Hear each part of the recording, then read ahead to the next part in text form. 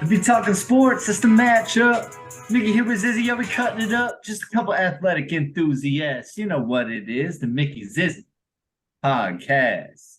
What's going on, everybody? We are back like we never left 24/7. This is season 4, episode 7. Yes, episode 7. Go ahead, point up to heaven. I am the King's Cup legend. I'm just saying. Welcome back to the Mickey Zizzy podcast, brought to you by Plantation. Make sure you reach your pinnacle. Check out pinnaclesub.com for all of your fitness and wellness needs. Also, check out G3 on YouTube. You know that man, that main man, Grant Anderson, the man with the plan, the OBO extraordinaire, pickup court globetrotter, secret sauce shooter, smucker, smack talker. Man, it's been a while since I said it. But you know what it is, everybody. We are back. Mickey, talk to me. What's up? And also go check out the latest interview with our proud partner, Grant Anderson. It was a good one. Talk about how he hurt his hand to Jabari Parker. Anyway, we won't spill too many beans about that. But life is good. But we're officially in our off season, technically, if you want to call it, of the Mickey's podcast. No NBA, no NFL, college, basketball, or football. So we get another debatable episode this week. But as always, we're going to start it off with the Mark Mason person of the week, Mr. Zizzy. Who you got? The Mark Mason, the first ever Mark Mason person. That was good. It's got a good ring. Feels good. Feels good. Got a good ring to it. I'm gonna go with David Levin. You're a big man, promoting the coworkers on the podcast. I'm about to say. I gotta get somebody, not necessarily a coworker at the company, but just somebody I work with through one of our subcontractors. He's actually getting me out of work this Friday a little bit.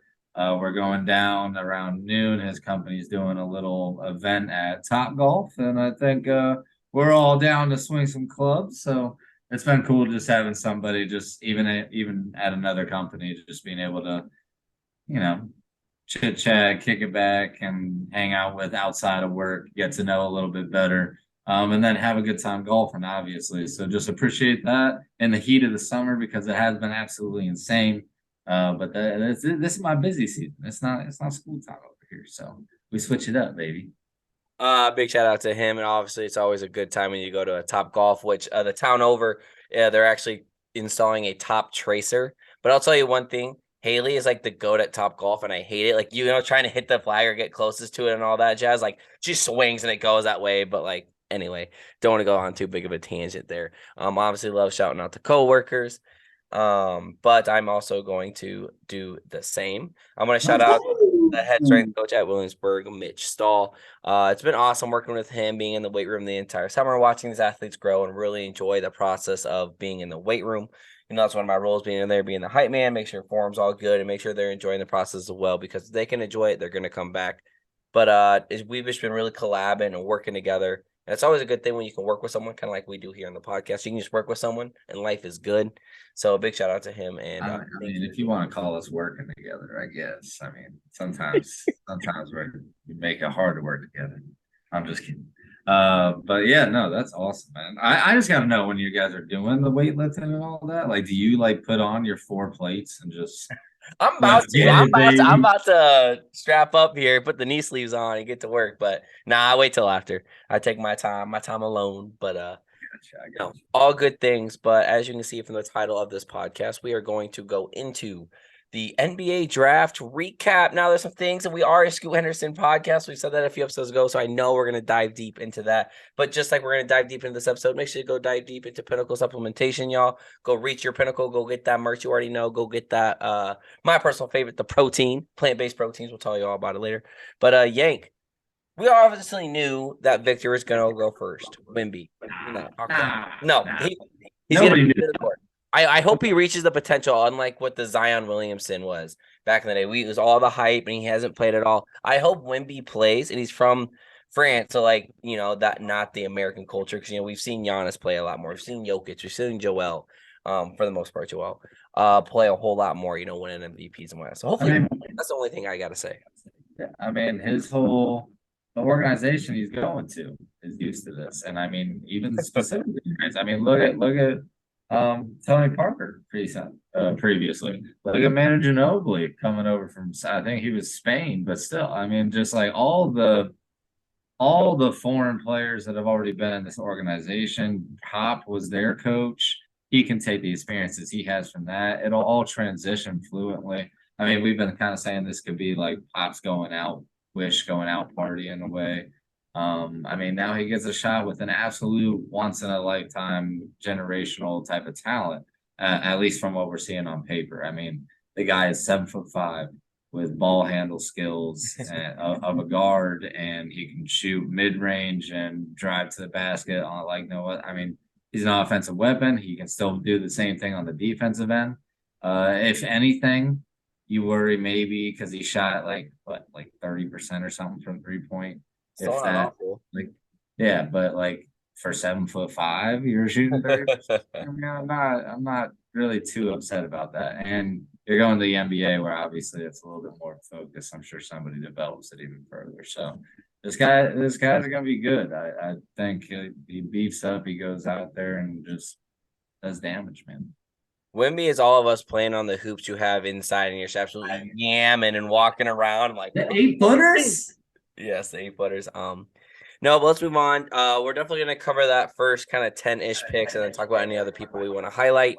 I was hoping they did pick up Scoot Henderson, but I do think Brandon Miller, with all the things outside of the NBA court or of outside the basketball court, like keep that all away. This is actually a great fit for LaMelo Ball and for that Charlotte Hornet team. They really couldn't have gone wrong. And I think Brandon Miller has played. He has been the dude, and I think he's going to be a great Robin to LaMelo. So I think it's a great fit, sadly, because it's not our Scoot Henderson. But overall, I think it's a good pick. They couldn't have gone wrong. And I just hope the off-the-court issues, like, clear up. I know it's a whole lot of he said, what he said, all that jazz. Yeah, and I mean, unfortunately, that's always going to be a distraction, and we don't know the full extent of what the heck is going to go on there. But Brandon Miller, I mean, we've seen him be that guy, like you said, at Alabama. I mean, straight up as a freshman, the number one option, the man that they're worried about. Like, I mean, everyone was talking about the off the field stuff with him in the NCAA tournament. He still went out there and performed. He still did fine. I mean, I mean, he had the stats to prove that. He went out, he had the big 40-point performance. I mean, I see where they're going from, and especially when you're talking about a scheme fit. Like a lot of times when you're looking at a draft, you got to understand what your team already has. LaMelo Ball, as long as he doesn't suffer the same fate as his brother, is going to be a star in this league. And he did have an injury ankle at the end of the season this past year, so I know that's been down bad. Yeah, absolutely. But I mean, at the same time, like we're not talking about seasons worth of like issues. We're hearing like he would rehab and he'll come back as normal. He's a star talent. You now have Brandon Miller who now fits into that role now next to you. I mean, I think it absolutely makes sense because Scoot Henderson is more of a ball handler. He's more of the playmaker. And I mean, it's still going to bring up some questions here when we talk about the Trailblazers picking him up at 3. But either way, I stick with you. You can't really go wrong. Now let's go on to Scoot. We're officially Trailblazers fans, and also Chris Murray went for the Hawks, so I'm like all about the Trailblazers right now. And I think it's a great pick for him because Chris Murray is going to be that 7th man on that team, if not a potential starter, even with Scoot. It all depends on what the Trailblazers also do. Like, does Dame stay now? The whole big thing about this is them getting Scoot was obviously the best option. He's a defender. He's athletic. He's got ball handling skill. His jump shot's not the greatest, is what, all the experts have been saying. But overall, the dude wants it. One of the things that he said in his interviews, like, they got a dog. Like, awesome. As a owner of an NBA franchise, I would be hyped as all can be. Like, yeah, we did go get a dog. So I think they definitely crushed the NBA draft. And is that enough to keep Dame? Or do they ship Dame and they get 2 more quality players? Like, obviously, they're not going to be Damian Lillard scoring 30 points a game. But, if you go to Miami and you go trade and get Duncan Robinson and Tyler Hero, whatever the trade may be, we've already kind of talked about that. Yeah. But, like, you get some quality players. That Trailblazers team might be an 8 seed with the squad that they got right now. Dame stays, I think they make the playoffs, without a doubt. They still have Nurkic, right? This big center. big bearded center. So I think, he's obviously going to get boards and do that, but I think they still don't have the Robin, so they're not going to go anywhere in the playoffs, first round knockout. But I think they finally make the play-in tournament. I don't think that's not. I would disagree with the whole they don't have a Robin because I really do think Scoot Henderson is going to be that great. Really? I hope so. We are that Like podcast. to be, yeah, you're being drafted number 3, and I understand that to even expect somebody to come out of the draft and just be like, oh, he's averaging 20 a game and he's going to be absolutely like dynamite. Yeah, I understand that's a lot to ask, but I actually do believe that he's capable of doing that, and if not, at least close enough to it to where you're like, okay, that's a good enough number 2. So I see them making the playoffs 100% regardless if they stay or not, because I think that they would be able to play off of each other enough just through pure talent. But it's back-to-back teams now where I'm talking about a scheme fit here. Like Damian Lillard always has the ball in his hands. He's the guy for this organization. And we've watched Scoot Henderson blow up as a profile here on the NBA market because why? He's a playmaker. He's a ball handler. He creates shots for every open every open teammate that we see in these highlights. Everything that he has played professional talent already at such a young age. I mean, you know what I mean. But the professional development talent, I think it all speaks for itself on what this guy has accomplished already and what he's going to do moving forward. I hear you, and I hope that's true because I love Scoot. His mentality, just the way he plays. And is that going to be enough? Is going to be the question I want to constantly ask myself. But the Trailblazers, I love it. Like I want to be successful because No, it's just, is it enough to make Damian stay? That's the real question, and it's they can honestly get a lot for him. Like the Trailblazers, you're kind of playing with house money. Like, hey, I mean, yeah. obviously you don't want to get rid of your franchise, your poster child, the guy who's selling the jerseys in Portland. But like you can go possibly get another dude. But like you said, I think he should. He could stay. It's just it to me. It's like I said. I think that he could easily be a number 2, but whoever you get back for Dame, is that person going to be a good enough number 1 to pair with now this young core to really like? Yeah, they could still make playoffs or something, but like you're trying to make noise and you got a young core. Like the Denver Nuggets got a very young core. We're talking about them winning a championship. Not as young as the Trailblazers, but Well, give obviously. them 3 years and they're going to be potentially at that. We're not saying they're That's going what to I'm be the saying. three That's what I'm champs. saying, though. We're talking about them making playoffs already. I mean, that should raise eyebrows now. We shall see. Let's move on to the 4th and 5th pick. This is the first time 2 brothers have been drafted in the same What a NBA story. draft. Yeah, what a sport. The Thompson twins, Amin and Asar.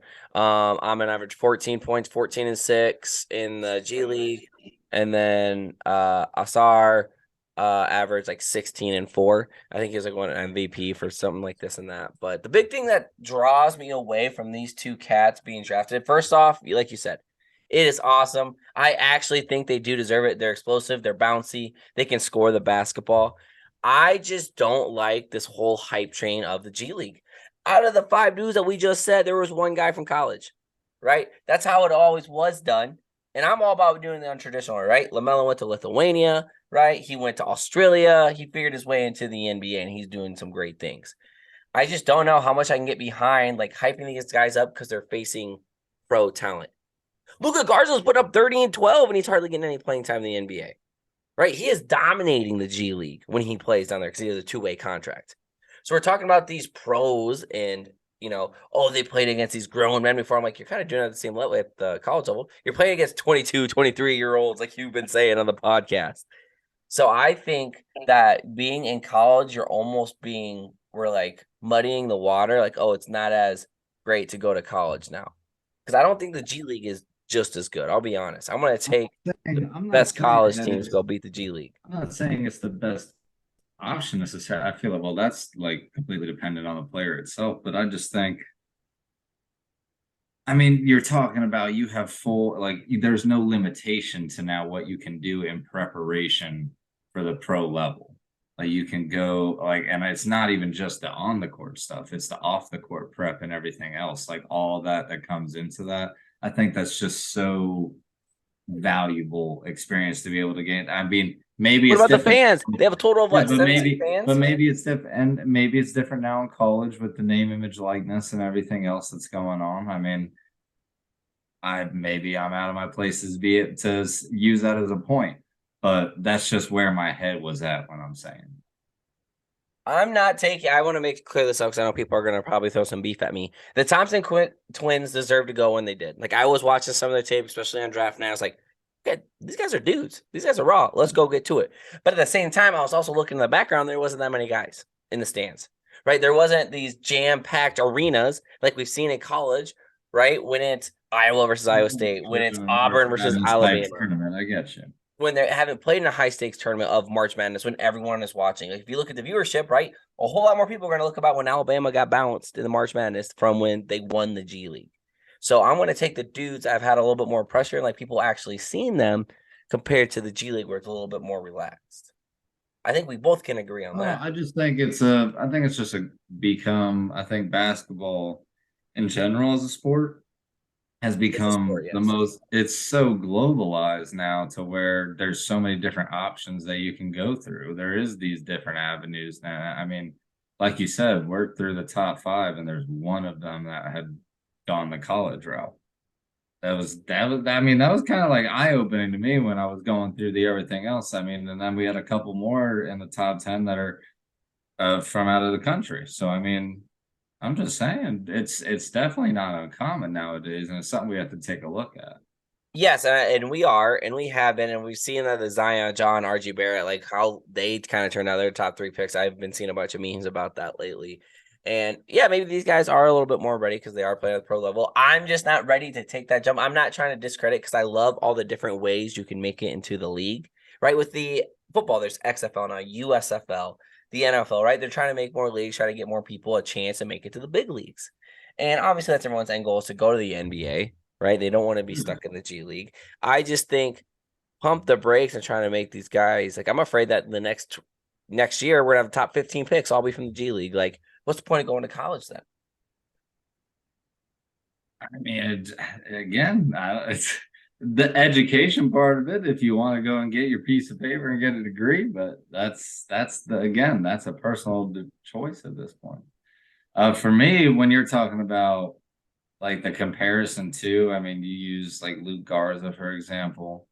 I mean, that's somebody that also played the entire collegiate career that he could at one school that has now got, I mean, he's an older player. He's been through the system. He's known everything and like some of these guys are coming out straight. They didn't go to college. They did 1 year in G League, and now they are being drafted. I mean, there's a difference still in the scale of talent when you're talking about being a prospect of that nature. I mean, at the end of the discussion, I'm not trying to discredit the Thompsons. They are absolutely wonderful. I think they Well, are. yeah, with the Thompson, I don't think I was saying at all that you were Yeah. coming at the Thompsons in any way. I'm just saying, like, in general, the G League, associate, the developmental leagues, travel leagues, everything is just so much further developed than what even I think I realize and you might realize now that I don't know. It's something we might have to get used to. I'm with you. I love having the big names in the college game. We love watching March Madness. There's no doubt about that. But you can't sit here and tell me that outside of Brandon Miller and what Tim Big Timmy was like, I don't know. He didn't even get drafted. Yeah, and he didn't even get drafted. And I'm just thinking, like, think about the people that you thought about from the tournament this year that like are just individual names that stood out. There's not nearly as many of them this year, and honestly, Depends how this you look year. at it. Jaime Jaquez, which we'll talk about. Jet Howard, I didn't think he should have went that high. Chris Murray, I've been hyping up a lot on here. Whitmore, I thought he would have got way higher. I mean, we're gonna get into some of these players, but like I mean, that's just me watching. Like, oh, I think these guys are pretty No, good. I get you. I get you.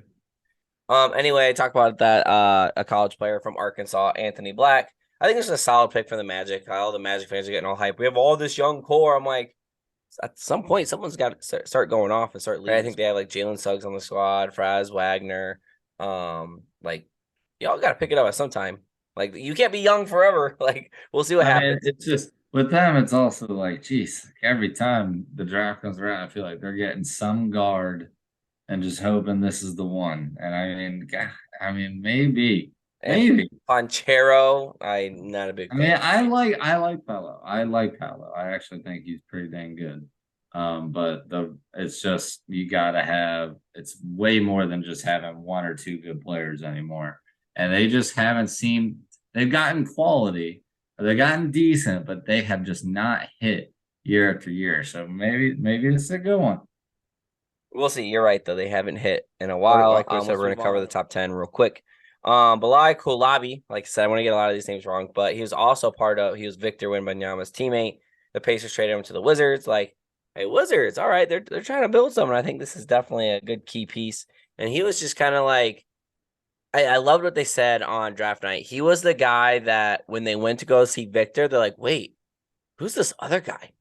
He's really good. So legit shout out to his teammate Victor for getting him drafted as high as he did to potentially get more money down the road. Like that's pretty awesome. Yeah. Absolutely. I mean, I think that obviously you got to look at his size. You got to look at it. Yeah. I mean, I see what the Wizards are trying to do. I kind of like it. They make a couple more moves. They've now got an extremely young core. They've got some talent. Obviously, like you say, he gets the exposure from playing next to Wemby. How about just playing with Wemby himself and develop the developmental skills, being able to just actually play off one another, learn the same type of moves, and I mean techniques, anything that helps. When you're similar size, handle the rock, do what you got to do, baby. So like I love the move for the Wizards to go and get him. I believe it was a trade. It was a swap with the Pacers. Yeah, it was a pick swap with this Pacers. So I love it for the Wizards. I really do. Next with was Indiana, and they went and got Jarris Walker from Houston. And he's a 16-8 guy. You like him, but you know me and how I feel about the Houston Cougars. So I'm not too fond of this pick. I'm like, was it really that great? I think he went too high, but that's just me being a Houston Cougar hater at the moment. Yeah, I mean, we were talking about Houston being one of the most dominant regular season teams all season. There's a reason for that, and Jarris Walker was one of those reasons. So I completely understand him being drafted this high. You got to let your bias go. You just got to let it go. You're being too biased, bro. I am.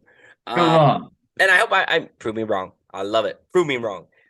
Next up is the 9th pick, Taylor Hendricks from UCF. I'll be honest, no idea. You talk about some of those cats, you're like, who is this guy? Why is he being drafted? We talked about some of those more popular names earlier on in this draft.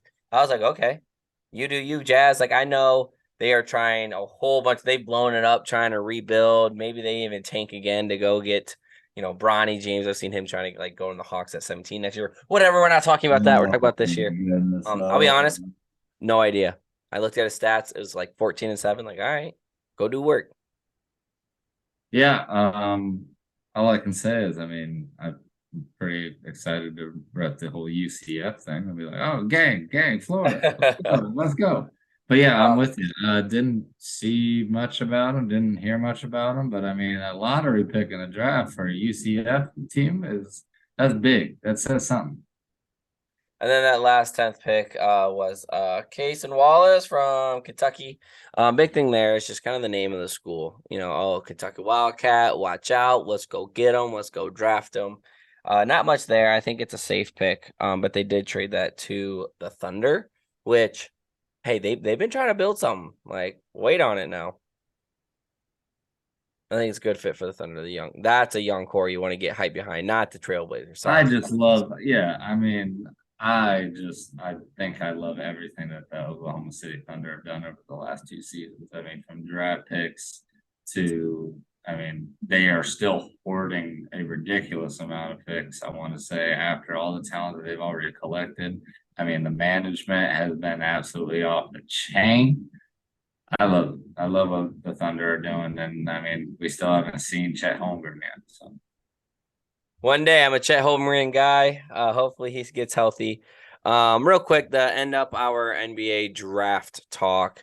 Grady Dick, I think, is to be a great pickup for the Raptors. The Raptors are kind of in Look that at that same boat suit. That as suit was it black. was ruby red. The big thing for them, though, they're kind of that young squad time. Like, okay, they're not even going to be ready by now. The Jazz in that same boat. The Wizards in the same boat. Those are some of the teams that are like, we're not ready to compete for the playoffs yet. But Grady Dick is a step in the right direction. Also, your Heat, Jaime Jaquez Jr., dude. You Yeah. talk to 22-year-olds, I hate you because you've been saying, like, they're 22. That's why I bet them in March Madness. The entire UConn team, all 22, right? Jaime Jaquez was a senior, 22 years old, and he goes to your Miami Heat. He's going to fit perfectly in Heat culture. He was the dude at UCLA, and his face is just so memorable. It reminds me of Cheyenne Mino if he had a little bit bigger of a body. So I think y'all got to steal, and he's gonna be, something here real nice. And could he be trade value for Dame? I mean, you never know, but I think it's a great pick by y'all. I've already talked about Chris Murray. I'm super excited for him to be on Portland. And then I guess my last person I do want to talk about was, sorry, I'm looking at my notes here. The Celtics kept on trading, which I was gonna say, I was like, no, there's a Boston comment coming. yanked the. I actually hate the NBA draft because like trade. I'm like, okay, where'd they go? Like in the NFL, it's so nice. It's like they've traded the rights to Zachary Yankovic. He is now a, Miami Dolphin. Like, okay, that's easy. All right. Hey, they got 2 draft picks with. And here it's like, we got to wait for this to get approved, that this trade's going to go here and that this person's actually going to go here. You're seeing these guys rock the hats, right? And they're not even on that team. I'm like, that sucks. Like, come on now. But Come on. right. Who was it? Oh my goodness. Jordan Walsh from Arkansas. He's the guy with like no hair. He's awesome. He's really good personality. And I think he's gonna come in, do some work. I think they're just trying to get a guy who is a really good defender. And that's what they went and got from Arkansas in Jordan Walsh. And that's just the exciting thing is you gotta replace Marcus Smart somehow. So I think that's what they were trying to do in a young gun like him. But those are all my sorry, I had to get all my NBA talk out. My last. Yeah, no, hey, I love it. I love it, baby. I'm just glad that we were able to get through it and get a little bit of a feel, for the new faces, the new quote unquote stars of the NBA. Amen to that. Anything else about the NBA draft? Otherwise, we're going to move on.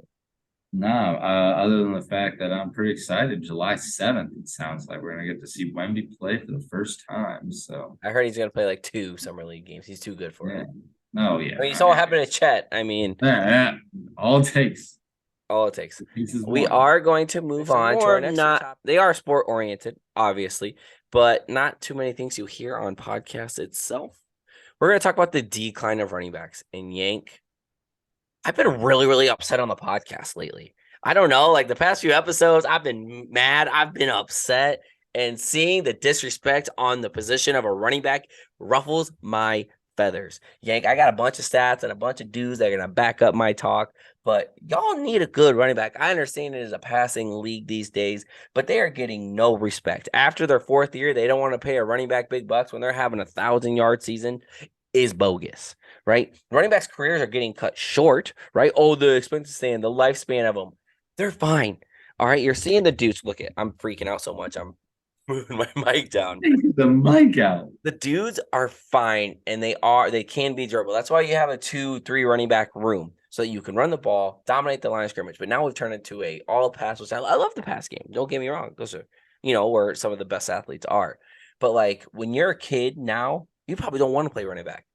Oh, even if I do make it big, I only get 5 years, then I'm out. Like they're going to kick me off the squad. I'm not going to get paid nearly as much. I think tight ends will probably get paid more than running backs in a few years. That's my start of my. I mean, I hear you and I'm with you, especially because it's just like you go out and you absolutely perform, right? Like you're talking 1,000-yard seasons. That's crazy difficult. That is the epitome of what running backs strive to achieve in an NFL season. Like it is so hard to defend the running back position after a certain amount of time because it is a passing league. It is a transition in the game. It is an evolution in the game. And there is the statistics. I know that you probably have statistics to back up your claim.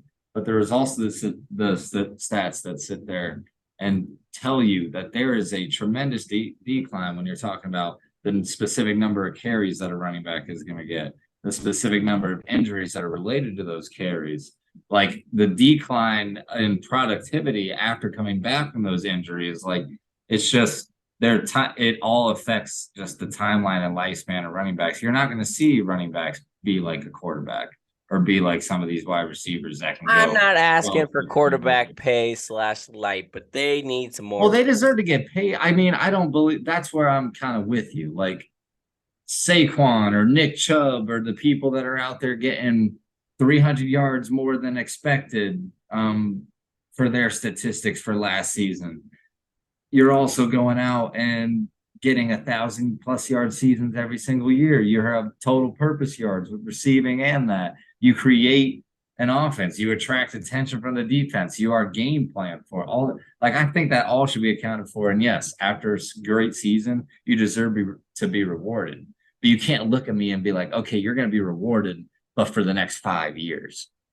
I think at least 3 or 4. I understand that they're not going I to. think They're running backs are going to 24 be and they get a capped in 5-year deal. 3-year contracts. And I think that's how it's going to have to be. That's also the thing that irritates me at the NFL, right? It's when we had the Dak Prescott debate back in year 1 of the podcast. Pay the dude for reward him, right? He went and balled out on his rookie contract deal. And it's like, oh, but you're going to get old in 3 years, so we don't want to pay that money. Are you kidding me? Like, I love the 3-year deal. Sign up for 3 years, right? Sign up for a 2-year deal. Just letting them walk and not giving them the light of day is absolute blasphemy. All right, and here's my stats, my dudes. We're going to back up this take, Mr. Yankovic. So sit back, get comfortable. James Conner. Absolutely, James Conner. Go read his book, Fear is a Choice, right? He was with Pittsburgh. Awesome at Pittsburgh, right? 700 yards, 6 touchdowns. Like, it's pretty good for a running back, right? Then they get rid of him. Then he goes, has 15 touchdowns at Arizona his first year there. And then 750 yards, right? And he went up 30 yards. And he's around that 750 range. But his touchdowns went tremendously up the year after he left. Okay, kind of where they went and got Najee Harris. Or think about kicking Najee Harris out the door. Whatever. Once again, like you could have paid that guy, kept him, be a little bit more loyal, and got a little bit more touchdowns, a little bit more successful, right? Then you look at I know this one's kind of a rocky one, but Le'Veon Bell, right? I know he had the off the fields. He sat out an entire year because he didn't get paid. Why did you not pay a guy who had 12, almost 1,300 yards rushing, all right, and 9 touchdowns? Why would you not pay the man? And the year before, he had 1,200 yards. That's bogus. Why do you not pay him? That's why he sat out, because he wasn't getting his money and some other off-the-field issues, right? Goes to the Jets, 780 for 3 touchdowns. Like, okay, that's decent, right? And then his career is just a dud now because they don't want to pay him after that good of a season. Like, that's way more yards than a lot of these number 2 receivers in the NFL. All right. Ezekiel Elliott. My man Ezekiel Elliott is still a free agent, and he still can run the rock. He's a short yardage guru. All right, this past year. Let him block for somebody. Okay. Yeah, that was his last play. Disrespectful. 800 yards and 12 touchdowns. Yank, you let a guy who had double-digit touchdowns leave your roster because you just won't pay the man. All right. The year before that, he had 1,000 yards. Right. Year before that, he had 970. Year before that, 1,300. Year before that, 1,400. Obviously, that's 5 years down the road. And I understand, he's going into his 1, 2, 3, 4, 5, 6, 7th, 8th year. But the man just gave you 12 touchdowns and 800 some yards. Oh, it's the offensive line. So now, are we going to pay the offensive line more? Yeah, it's going to. It's not. I'm not saying it's his production, and he deserves to get paid, but not to the extent that he was going to be due if they signed him to that contract. Why? 12 touchdowns is a lot. I'd love to have 12 touchdowns for my running back. Yeah, but you also got to understand, I don't know. You watch the games just as much as I do. And he had a tremendous help. I know, they had the best running back room in the NFL. But you can literally see it is Tony Pollard's backfield at this point. Like he's the more explosive player. I mean, they could have left half him the time. The drives are them getting backs down the field and then just bringing Zeke in for a goal line punch in or for a pass block. And I understand, he's still that rough, tough guy. He's gonna get you those yards, but he's not dominant, and he dies towards the end of the year. Like his legs just don't keep up with him. That's why you have 2 running backs. That's one example. That's just Zeke. I'm not saying it for everybody. Dalvin Cook. Are you kidding me, Minnesota? This man has poured his heart and tears for you. I hated watching him run all over Chicago. Last year he had 1,100 yards rushing and 8 touchdowns. The year before that, 1,100. The year before that, 1,500. Yank, you just let a guy who rushed for 1,000 yards for the past 5 seasons go because you're too selfish to pay him. Are you kidding me? That is called production. All right. And that is where the Minnesota Vikings is a passing team, right? They are an absolute passing unit with some of those guys they got in Kirk Cousins. And you let him go because you don't want to pay him. Dalvin Cook deserves it, and it's bogus. And now you might crush this guy's career, who's one of the best running backs in the NFL. Top 7, maybe 5. Oh, you want me to continue? Yeah, keep going. Melvin Gordon. He's the same guy who embraced me wanting to say this debate, right? You have Melvin Gordon, which a lot of people hate on him, right? He had 900 yards in 2022 or 21, and then he had an injury, whatnot, and he had only 300 yards in 2022. 2021 was when he had 908 touchdowns, right? Of course, after injury, like you've been saying, oh, he's not as productive, this and that, and then you just kick him to the curb. Once again, a quality back, which if you would have given him the light of day, and the Broncos were buns last year, right? They were not good the year before either. Okay. So you're blaming it all on the running back when in reality there's a whole lot of other things going on. Well, easy scapegoat, you're running back. All right. Now, my last one, which is probably the one that is going to help my case out the most. I know people are like, Mickey, shut up. It's not like that. It's just, all right. Saquon Barkley, the face of your franchise. Nobody cares about Daniel Jones. I'm sorry, Daniel Jones, if you're listening, you are not a good quarterback. You are not this guy who deserves $45 million a year. I do not care. Saquon Barkley deserves that money. All right, Saquon, 1,300 yards. Get him. Yank, he had his second best season by 6 yards at this point in his career. Oh, I'm sorry. Actually, I lied.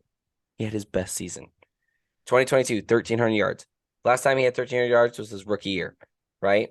So 1, 2, 3, 4, 5. 5 years ago, he's still as productive, right? He had just as many touchdowns, 10 to 11. And you're not going to pay the man for playing at his peak right now. Absolute blasphemy. And you're going to go play Daniel Jones, who is, I'm not going to continue. There's a difference. Back it up. And I understand where you're coming from in that scenario, because it's like I said, you can pick different scenarios and some of them are going to favor and for you and others wouldn't.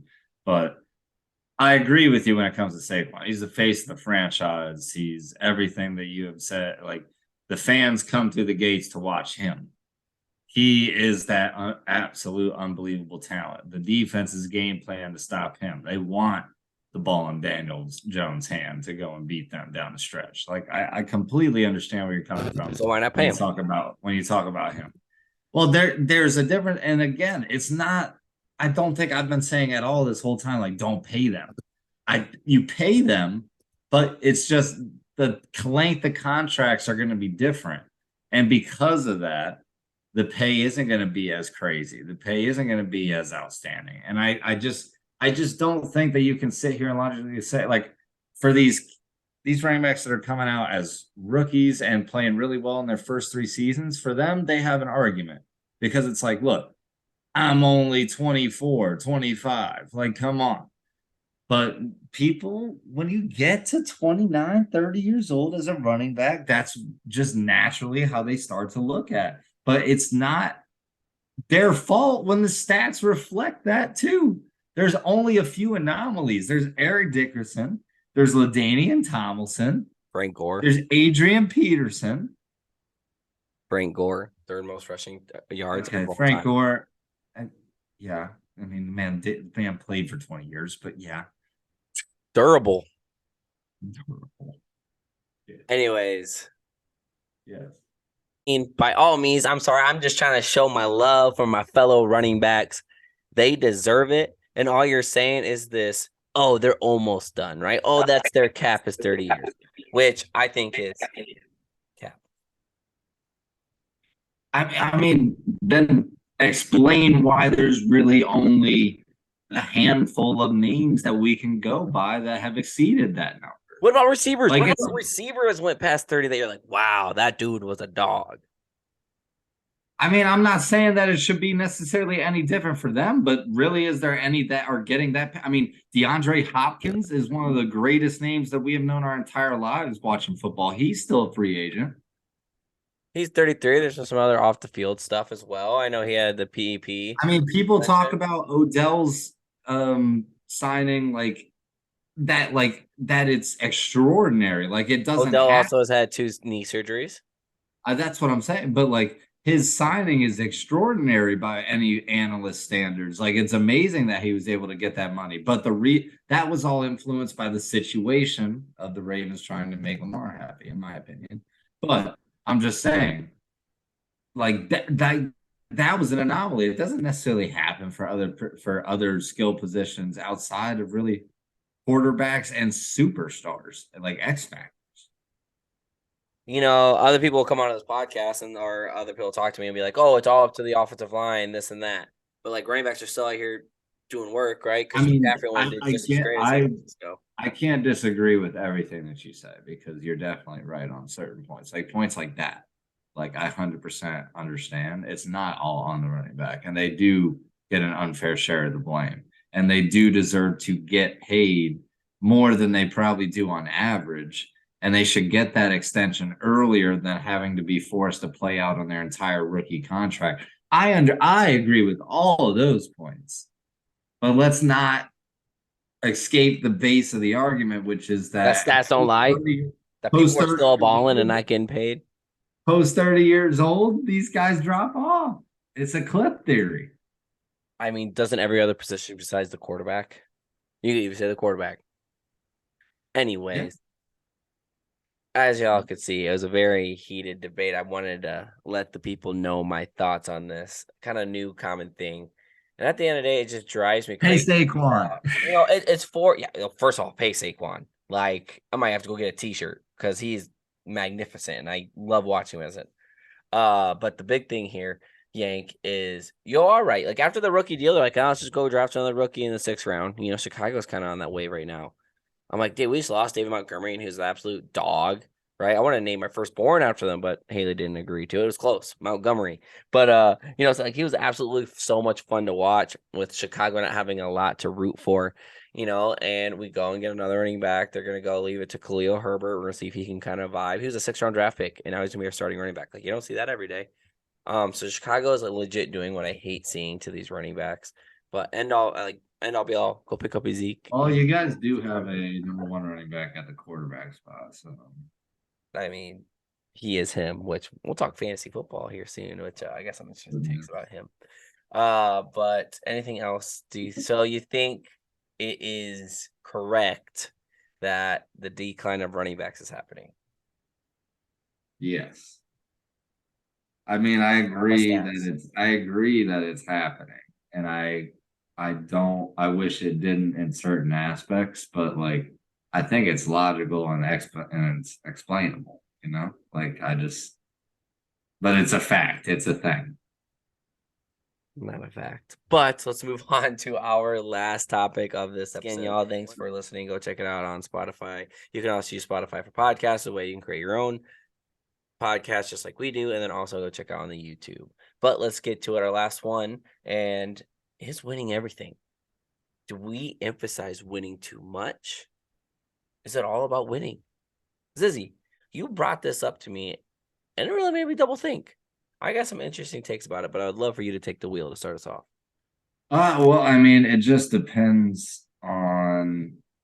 I think everything just kind of depends on circumstance nowadays, unfortunately. But no, is everything about winning? No. But in today's day and age, I'm going to say absolutely. It's about everything is about winning. In today's day and age, because we have kind of forgotten the separation of anything when it comes to celebrating a win or learning a tough lesson from losing. Like everybody's on the same level playing field. Everybody's got to have participation. Everybody's got to be involved in some type of way. I understand that to a certain degree, but there is still great life lessons to be made from winning and losing. And so the chase of trying to win something and going for that ultimate goal, I think comes with so many other positives that you could also make the same argument, probably like the exact same argument for why it isn't everything. But I'm going to take that and say that it is, especially in today's day and age when it's kind of a forgotten art. Yes. Yes. So I'm going to jab at this thing from a few different standpoints. And I'm going to touch on the thing that you just said to start off. When I think of L's, right, I think of them as lessons. Okay, what did we do wrong so that we can go back and try our absolute best to try to get the perfect play drawn up to do this or that, right? Obviously, we've made mistakes, right? We've taken some L's in our life outside of the football field, but we learned from it. We became a better person, right? It's kind of like losing in real life. That's what sports is trying to do.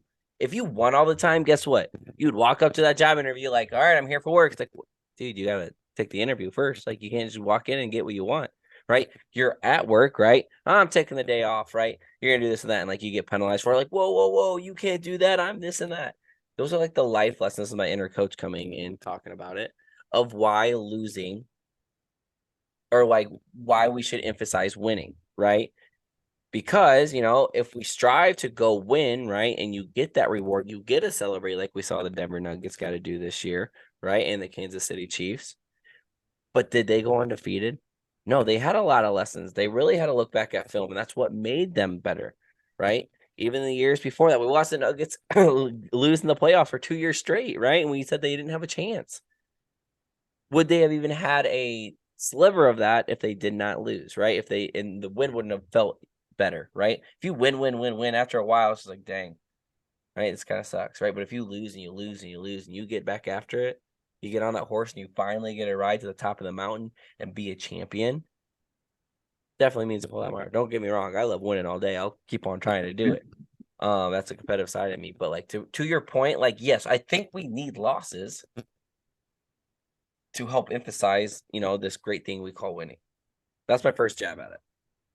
Okay. I mean, well, and that's where I'm saying like my argument can be completely taken and used kind of against itself in a way. Like obviously from the aspect of is winning everything, no, you need to be able to understand the other side of it. Like you can't just win everything all the time. You can't be like you do need to have that hard lesson. You need it, but it's like to be able to go and actually achieve like winning, right? Winning is the embodiment of everything put together. Like you have accomplished not only losing and now fighting back, coming back from adversity, overcoming that. It's your relationships with teammates. It's your relationships with your own with its mental health. It's personal stuff, struggle. There's so much that goes into winning, and I think it's the full embodiment of it. Like that should be the ultimate goal. And then on top of that, we don't get into the fact of like that's what sports media pushes. That's what is remembered in today's day and age. Like, yeah, there's still legacy players that didn't always win. We all know about Charles Barkley. We all know about some of these guys. Dan Marino. Yeah, Dan Marino, man. Dan the man, dude. Like, come on. We all know about all these guys that have gone out and played and been legends, but never won championships. But that's like still what we talk about them for, is because they didn't win a championship. So at the end of the day, when the storyline still comes about to win it, you can't tell me that winning is everything. I love those points. I think we are on the same page. Because people are going to try to like scream this like, oh, you think winning is everything? And you know what I'm going to tell them? Yeah. You betcha. There's a good friend of ours. He's actually a Cornell alum, Lucas Stanton. He's a head football coach at Solon High School. Go Stings. But he has one of my favorite slogans of his is win the day. Right? No matter if you're in the classroom, no matter if your life, like if you go in and do all your errands, as an adult, this and that, you go to the weight room, right? You go to your job to help pay for, your new cleats for football season. Like you won the day. Right? If we can instill that mindset, like, hey, I'm going to go into the day and I'm going to win it, you're going to be a whole lot more successful in life. I can guarantee it. Right? You got to win the day. Right? In whatever you do. Right? You could be, I need to take a nap. I need to rest because I got a big game. And if you went out, started walking around all the time, went and played basketball, did you win? Really? No. You didn't, because your body needed that rest, right? And I'm going on all these different kind of tangents, all these different ways of what one topic we're talking about, Yank, and that's winning, right? That's from the coaching side slash when you're out of sports is winning everything. Yes, it still is. Job interviews, right? Showing up to work, right? Showing up to work when you're not feeling well, right? Trying to make someone else's day. Anyway, I'll get off that boat, right? But that makes sense, right? I see a head nod.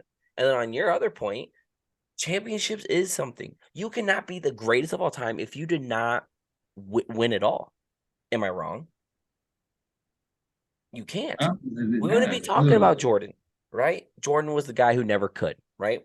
How we talk about Charles Barkley, Dan Marino, Philip Rivers, right? We talk about those cats that didn't make it. So I can't really consider them being, top 10 all time.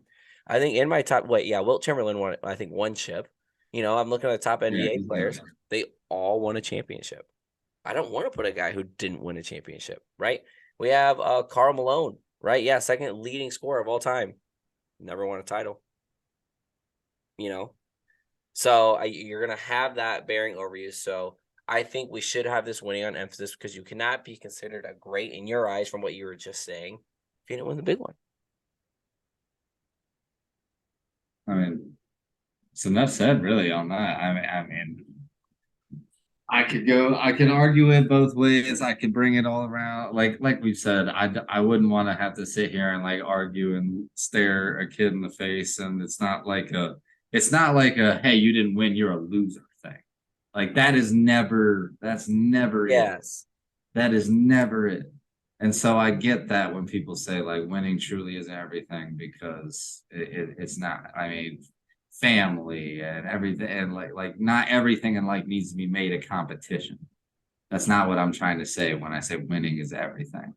But there's a perspective. Like you can, okay, you and I are having a conversation. That's not like we're not competing and having a conversation, but we all have our own personal life and goals and things that we're striving for. And while we cheer on for each other, like we cheer for each other, but like we're still, like I'm still trying to do everything that I can to be like I want to be on the same level that everybody else is. Like you're fighting for the best of yourself, the best version of you, the best version of your team, the best version of whatever it is you want to represent. So winning has got to be everything. I mean, yeah, for you, we're not competing against each other, but I'm winning in life right now. I'm talking to my dude. He's down in Florida. We're talking about sports. Like, Dude, life is good. I'm gonna go to bed happy. I'm like, dang, I won the day. I got to hang out with Mr. Yankovic, right? Now, let's talk. I have two more points about this that you really just sparked my mind. After the Heat series with the Milwaukee Bucks, the question was asked, was this season a failure? Giannis said, I think he said no. Did he say no? Yeah, he said no. Yeah. It was like, oh god, what? No, it's not a. Yeah, it's not a failure. They were the number one seed. They went and did great things. They put up great numbers. Like, obviously, there's a whole bunch, of success there. Now, did they fail the final goal? Yes, right? They did not end out being the champion, celebrating on an NBA court, an NBA championship. So obviously there's some failure there, right? But once again, what do people look at? When you go home, right? Mom and dad ask, hey, you win your game today? You win this and that? Like, that's typically the first question asked. So kind of with Giannis, like it's yes and no, which why are we debating it, right? If it's both of them, that's kind of like what we're saying. Right, I mean, it's kind of a dumb thing to sit here and debate, but at the same time, it's always an intriguing question to sit here and kind of rile that, especially in today's day and age when just the attitude around the sports in general is just kind of changed. Like the atmosphere has changed. And yeah, I will get to the culture and attitude in just a second. That's my last point. I do want to touch about it. So pardon I'm on a roll today. We have been going back and forth, but if I have to give you a yes or no answer, yes, we should emphasize winning. Yes, winning is very, very important, right? And I haven't said hardly anything about sports on my big rant here. That's true. Obviously, winning is a great feeling inside. I'll beat you in shoots and ladders. I'll go play you in golf in the mini games we do golf, waiting for the dudes to get off the tee box, right? I don't care, right? But that's competitive side of me, but like it's not all about that. Now, the last point is, have we kind of muddied the water of winning, right? I've been seeing little league teams, Yank, get ranked for getting second place. Like, Yank, last time I checked, the Cincinnati Bengals, right? Or no, not the Bengals 2 years ago didn't get a ring, right? I don't think so. Right? The Eagles, did the Eagles get a ring this year? Ah, no, they didn't get a No, I ring. don't think so. So I don't agree with that. And these big old trophies were getting second, third, fourth place. Like the trophies are fine, like your little trophies and whatnot, but like the rings are kind of, outrageous in my eyes, holding up this big banner. Some of those things I'm like, all right, really? It's your classic participation award trophy. So I do think some of those quote unquote rewards for winning or not winning at all is kind of bogus to me. That's why I'm like, okay, we don't need to give everyone a lollipop because they competed today. Yeah. Right. Yeah. I don't know if that's, I don't know where that mindset necessarily comes from, whether it's just us being like people that have played the sports. I don't know. I don't know. But that is just something that I just have never been able to like fully grasp or understand because now you're completely destroying the building blocks of what sports are created to like for. Like sports are a developmental skill. Like another question that we were kind of posing around was like school subjects versus sports. I mean, other than your core ones, I mean, math, science, writing, obviously like that, but like you build social skills, I mean, teamwork, physical ability, like everything, hand-eye coordinate, like is all built and developed through sports. And now when you're taking away the pursuit of winning, the pursuit of excellence, putting everybody on the same level playing field, no matter what they do, you're not rewarding the kids that are going above and beyond. You're And not who would win the whole thing? like, yeah, it's just like, yeah, you know what I mean. It Yeah, and all, I'm not hating on people. I mean, obviously, I've gotten second a whole lot, right? I've gotten fourth, fifth, and I've gotten medals for it. And you get trophies for that in high school sports, etc. Those are all great, but like winning like championship rings, right? I've never heard of a second place ring. So like that mentality, I'm a little like, and if you get the same trophy as a team that won, I'd be like, why do they get the same trophy? Like they lost to us and they get the same reward as us. You know what I'm saying? So that's where I'm like, okay, we're giving them too much to clarify what I was saying earlier. okay. You know what I'm saying? So I think some people would be listening and be like, "What, you don't like second place medals?" Like, "Oh, I love that. 100%." They're the second best out of this entire thing. But like when you go to a little league tournament and there's 4 teams and like the second place team has these rings and stuff like that, I'm like, "What?" I think that's a little bit of a stretch, but I love the medal. Like, give them the medal, like second place. Heck yeah, let me rock that too. Um, but once again, they went and won second place, if you consider that to be it. But you talk about all the things that also builds. I totally agree with you. Yeah, it's a bumpy road, man. But we're getting there, guys. We're getting there. I mean, if you're listening to this, winning is everything. Go out and win the Winning damn is day. everything. uh, but that was a good debate. And it's like we both agreed that it's yes and no. Oh, so we really didn't. Yeah. I mean, it's like, so did we ask the question and just ask more questions? All right, maybe. It's not for us to decide, but I don't care. All right. But Yank, we put so many good points out there for everyone to listen to and to really see like, okay, what is winning all about? And we gave all the pros to it, some of the negative things. Also, I'm just here to be the man, so I'm here to win. Let's get I mean, it. we made our ring for playing our Madden League back in the day. I know you got a lot of them. All right. Let's go. We had the trophy for our 2K. I mean, we were all about winning. We loved it. That's just yeah. We don't need to let them know how competitive we are right now. Come on. Everyone who is listening, thank you so much. Thank you for listening, checking out on that YouTube. But that is our 3 topics for today. Keep on listening to that Mickey Zizzy podcast. Go check out the interviews. I heard there's another long run interview coming up next. That'll be on next week. Hopefully on that Monday. We're gonna try to get more consistent because consistency is key. We are season 4 of the Mickey Zizzy podcast. Any hot takes? Last things?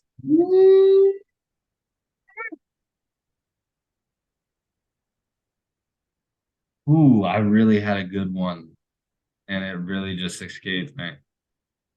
I had it like, oh, I had nope. Nope, it's not gonna come back to me. We ain't gonna hold it up. Sorry, guys. Don't got it for you. But how about you, buddy? How about you? Can Win you the day. redeem it? Can you redeem it? Win Win the the day. day? Win the day? Win the day. No hot take. Just Oh, go out and win. I was thinking like actual sports stuff. I could have came up with a phrase, man. I could have came up with a Oh, fine. phrase. Chicago Bears won in the NFC North this year. Oh, I don't know. I Yerp. don't know that. All right. We'll end on that. We'll let him be happy to end this episode. If you're talking sports, it's the match. Uptime. Big heroes, big heroes. Yeah, you cut it up. There's a couple athletic enthusiasts. You know what it is. The Mickey Zizzy podcast. Have a great night, everybody. Peace. Thanks.